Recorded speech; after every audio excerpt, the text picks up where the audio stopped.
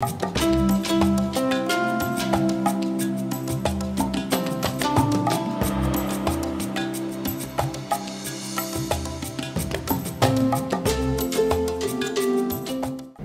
a free school and such good people. So for the Dalits, there are 100 people for 50 seats every year, you know. And then they send notes from my husband and my father-in-law, and they ring me up and say, please, we want admission, we want admission. But of course, girls are always lesser than the boys. So all the girls we taken without any questioning. And then the rest of the seats are filled by the boys. The whole school is free. But the first preference to the number is given to the girls. Education and women definitely need much more help, I would say that. Once they turn 13, 12, the parents don't want them to study. They always want them to leave the school. And that's a big challenge to us, because we have to constantly keep going to the parents' house and counseling them, you know. And then some of them do child marriages. There was one case. She was 10 or something.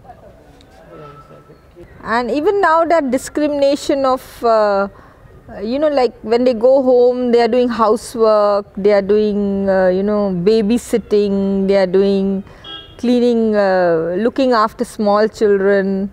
So they don't get a lot of freedom to do other things. So like if I ask about cricket, they wouldn't know anything. The boys would answer immediately. So they still have to do their studies, plus they have to look after housework. That double responsibility comes on girls, which doesn't come to the boys. And discrimination in India, there's discrimination by caste, then there's discrimination by rich and poor, then there's discrimination by girl and boy.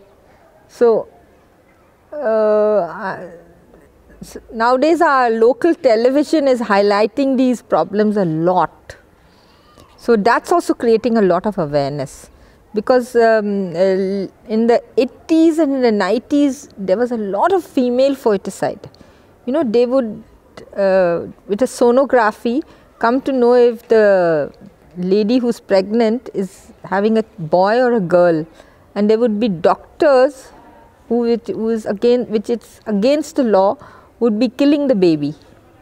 And you won't believe it that in this 2000, the census has been done, and it's become 1000 to 700 or 800 per ratio of boys to girl. And it should be more.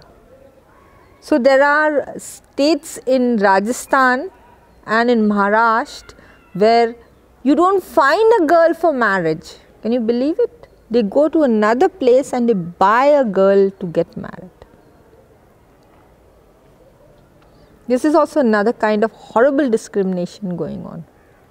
See, the fact that we are educating the girls, we are making them economically independent, because we also run IIVT, Indo-International Vocational Training course, where we teach them computers, we teach them English speaking, then we started a mobile repairing course, and we started we had done a stitching course, a beautician's course.